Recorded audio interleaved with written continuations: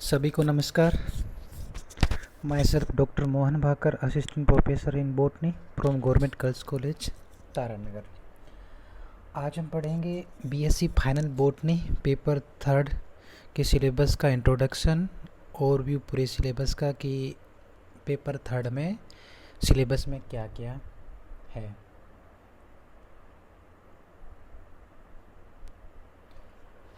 Paper third है molecular biology and biotechnology. Paper third का नाम है मोल बायो एंड बायोटेक। इसमें यूनिट फर्स्ट में है gene concept from Mendel to molecular level. जो मेंडल ने जब 1865 ने जो जीन का सबसे पहले जीन को फैक्टर्स या डिटर्मिनेटर कहा, उसके बाद डिफरेंट टाइप ऑफ डिस्कवरीज हुई। डार्विन ने पेंजिनवाद दिया, सर्टन एंड बॉवेरी ने क्रोमोसोमल थ्योरी दिया, जॉनसन ने जीन का डिस्कवर किया, मॉर्गन और बिडल एट एटम ने वन जीन वन एंजाइम सिद्धांत दिया, और जेकब वेमोनार्ड ने ओपेरोन मॉडल दिया। प्रोकैरियोटिक में जीन एक्सप्रेशन का मॉडल जो बहुत ही इम्पोर्टेंट है।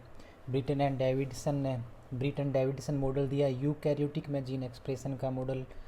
और उसके बाद बारबारा मैक्लिंटोक ने जंपिंग जीन का डिस्कवर किया, और टैमिन में बाल्टीमोर ने रिवर्स ट्रांसक्रिप्टेज का डिस्कवर किया। बहुत सारी डिस्कवरी हुई थी मेंडल के बाद, तो हम उस कौन कौन से साइंटिस्ट ने किसको डिस्कवर किया तो उसका स्टडी करेंगे। उसके बाद है जेनेटिक कोड।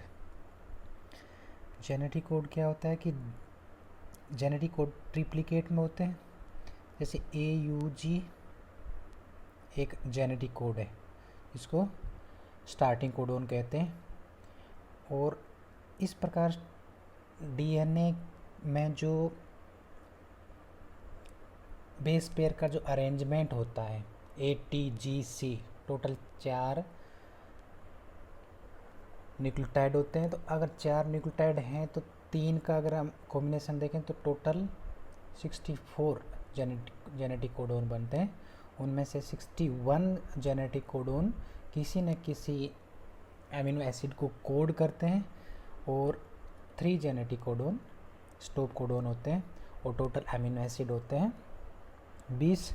तो ये ट्रिप्लिकेट में होते हैं। तो इसमें जेनेटिक कोडोन का कौन कौन से कैरेक्टर हैं, डीजेनरेसी ऑफ जेनेटिक कोडोन कौन से क्या होता है, वोबल हाइपोथेसिस क्या होता है, जेनेटिक कोडोन का सबसे पहले डिस्कवर नीरेनबर्ग एंड मैथाइन ने किया, उसके बाद आर्टिफिशियल जीन हरगोविंद खुराना ने डिस्कवर किया। तो ये जेनेटिक कोडोन एक इम्पोर्टेंट टॉपिक है। इसके बाद टाइप्स ऑफ डीएनए के टाइप हैं ABZ के बारे में, और डीएनए का रेप्लिकेशन इन प्रोकैरियोट में हम डीएनए पॉलीमरेज थर्ड की स्ट्रक्चर जो मैन डीएनए रेप्लिकेटिंग एंजाइम होता है उसके बारे में पढ़ेंगे। And transcription in prokaryotic system, prokaryotic में डीएनए से आरएनए बनता है, जो प्रोसेस को ट्रांसक्रिप्शन कहते हैं। प्रोकैरियोट सिस्टम में क्या प्रोसेस होता है देखेंगे। Nif gene and nitrogen fixation, nitrogen fixation में निफ जीन नोड जीन ये पार्टिसिपेट करते हैं। तो ये क्या प्रोसेस होता है, ये नाइट्रोजन फिक्सेशन में इनका क्या रोल होता है ये देखेंगे यूनिट फर्स्ट में। यूनिट सेकंड है प्लाज्मिड।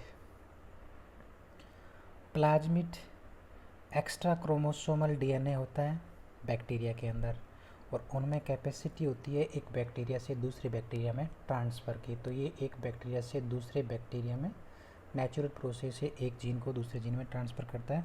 तभी प्लाज्मिड का एज ए यूज़ लिया जाता है एज ए वेक्टर। वेक्टर एक ऑर्गेनिज्म या एक स्पीसीज या एक पर्टिकुलर जीव से दूसरे जीव के अंदर पर्टिकुलर जीन को ट्रांसफ़र के लिए स्पेशल टाइप के एक वेक्टर की रिक्वायरमेंट होती है, उसको रूप में प्लाज्मिड, कोस्मिड, फैज्मिड ये अलग अलग टाइप के वेक्टर्स हैं। तो हम वेक्टर्स के बारे में, वेक्टर या वाहक हैं जो एक जीन को दूसरे में ट्रांसफ़र करता है।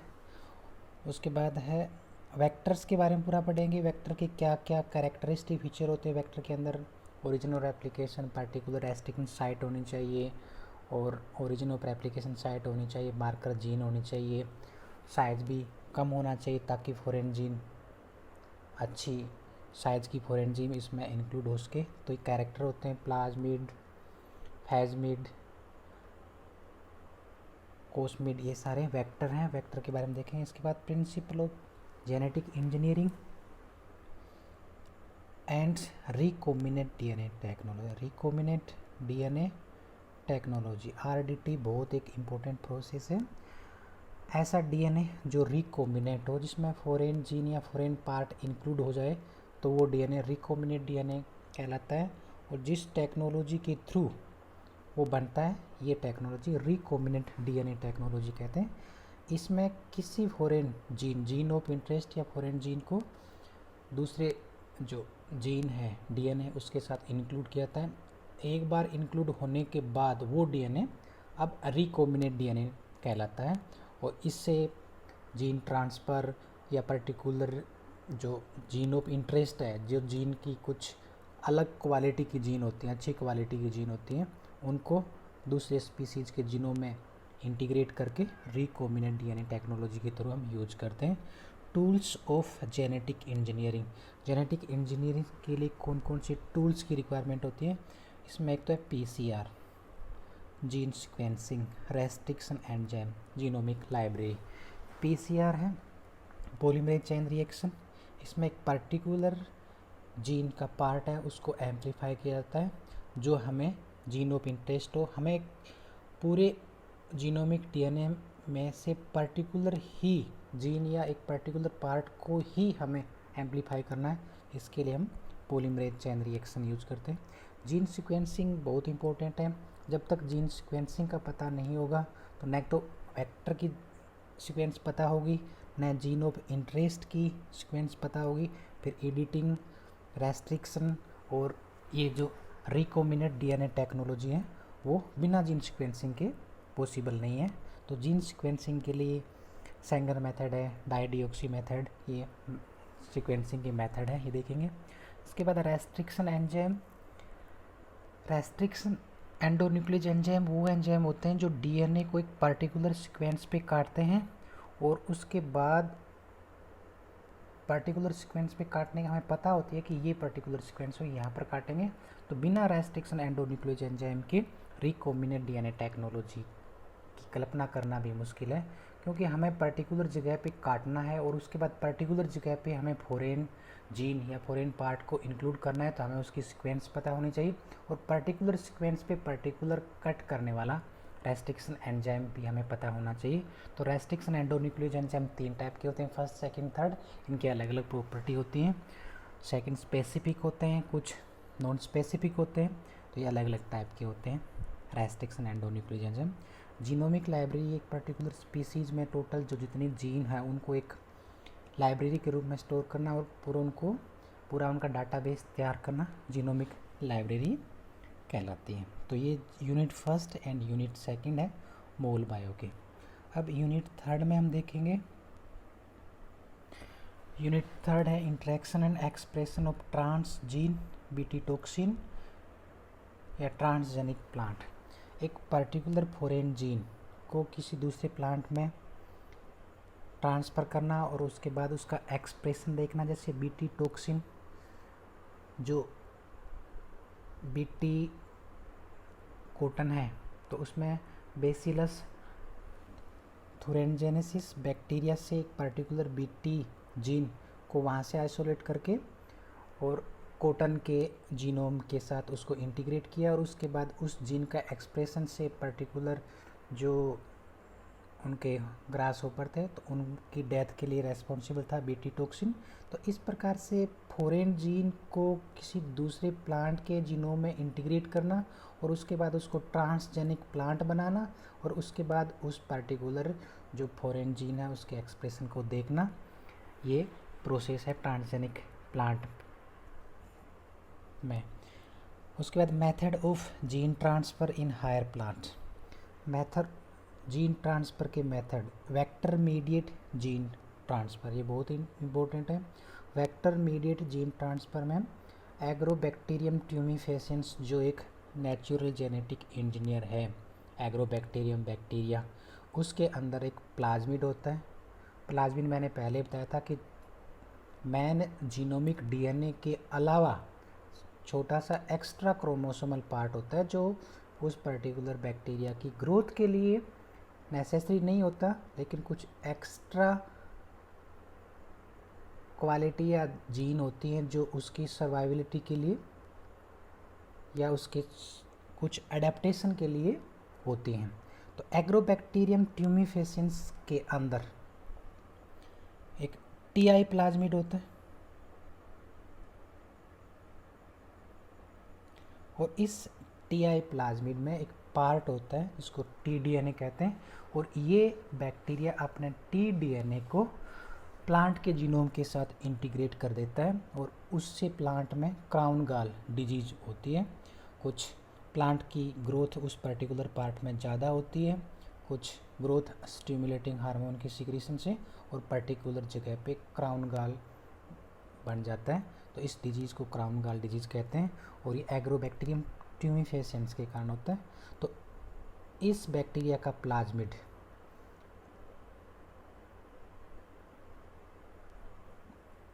इस प्लाज्मिड को बैक्टीरिया से आइसोलेट करके और इसका यूज जीन ऑफ इंटरेस्ट को प्लांट के अंदर ट्रांसफ़र करने के लिए किया जाता है। इसमें जो टीआई प्लाज्मिड का जो टीडीएनए है जो प्लांट के अंदर क्राउन गॉल डिजीज़ करता है, इस पार्ट को हटा के यहाँ पर जीन ऑफ इंटरेस्ट को एडिट करते हैं और उसके बाद ये पार्ट प्लांट के जीनोम के साथ इंटीग्रेट हो जाएगा और ये पर्टिकुलर प्रोटीन का निर्माण करेगा और ये प्रोटीन उस प्लांट के लिए हेल्पफुल होगी।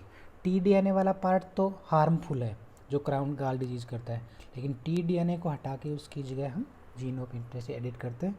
तो इस प्रकार से एग्रोबैक्टीरियम ट्यूमिफेसिएंस एक नेचुरल जेनेटिक इंजीनियर का काम करता है। वो नेचुरल उसमें कैपेसिटी है कि टीडीएनए टीआई प्लाज्मिड के अंदर जो टीडीएनए वाला पार्ट है उसको प्लांट के जीनोम के साथ इंटीग्रेट करेगा। इसके अलावा कुछ वेक्टरलेस जीन ट्रांसफ़र मेथड हैं विदाउट किसी वेक्टर की हेल्प के, जैसे particle gun method, liposome, electroporation, chemical method. तो इससे क्या होता है कि विदाउट किसी वेक्टर की हेल्प से डायरेक्ट जीन को ट्रांसफ़र किया जाता है किसी जीनोम में। तो ये है ट्रांसजेनिक प्लांट के बारे में। और vector mediate gene transfer, vectorless gene transfer unit 3 में। यूनिट 4 है history and scope of plant tissue culture. Plant tissue culture उत्तक संवर्धन से संबंधित है। तो हिस्ट्री मतलब कौन से साइंटिस्ट ने सबसे पहले जैसे टोटीपोटेंसी की अवधारणा आई, उसके बाद कैरेट का कैलस बना, कौन से ने एमएस मीडिया बनाया, तो ये पूरी हिस्ट्री। एंड उसके बाद टिश्यू कल्चर होता क्या है, पर्टिकुलर प्लांट की हर सेल में कैपेसिटी होती है कि वो पूरा प्लांट बना सकता है। तो प्लांट सेल की इस कैपेसिटी को बोलते हैं टोटीपोटेंसी। अब प्लांट की एक सेल या प्लांट के किसी पार्ट को लेके उसको हम कल्चर माध्यम में रखते हैं तो पूरा प्लांट बन जाता है।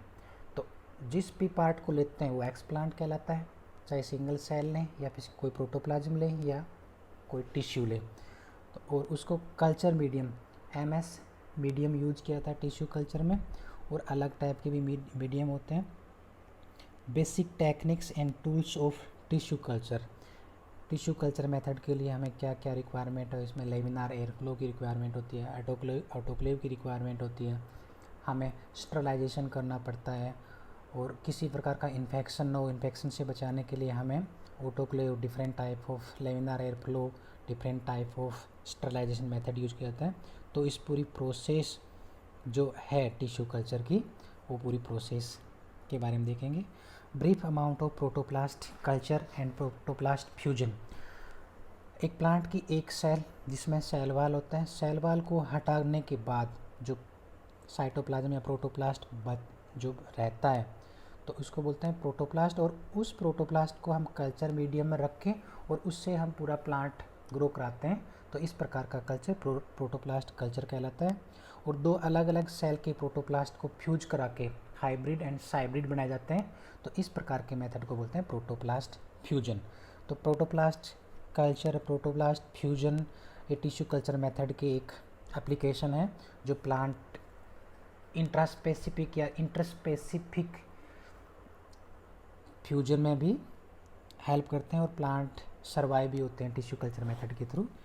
और उसके बाद plant tissue culture in agriculture and forestry. Use of tissue culture in agriculture and forestry. Agriculture and forestry में हम टिश्यू कल्चर का क्या यूज कर सकते हैं। माइक्रो प्रोपेगेशन मेथड होती है बहुत। टिश्यू कल्चर मेथड से हम कम समय में अधिक क्वांटिटी में माइक्रो प्रोपेगेट कर सकते हैं डिफरेंट टाइप ऑफ एक्सप्लांट को लेके।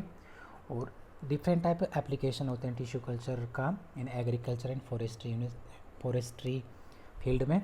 इनके अलावा सोमेटिक एम्ब्रियोजेनेसिस, किसी एक पर्टिकुलर सोमेटिक सेल का एम्ब्रियोजेनेसिस करके और उसके बाद उस वाले पार्ट से पूरे प्लांटलेट बनाना सोमेटिक एम्ब्रियोजेनेसिस कहलाता है। टिश्यू कल्चर से हम सोमेटिक एम्ब्रियोजेनेसिस भी कर सकते हैं। तो यूनिट 4 में टिश्यू कल्चर के बारे में पूरा है।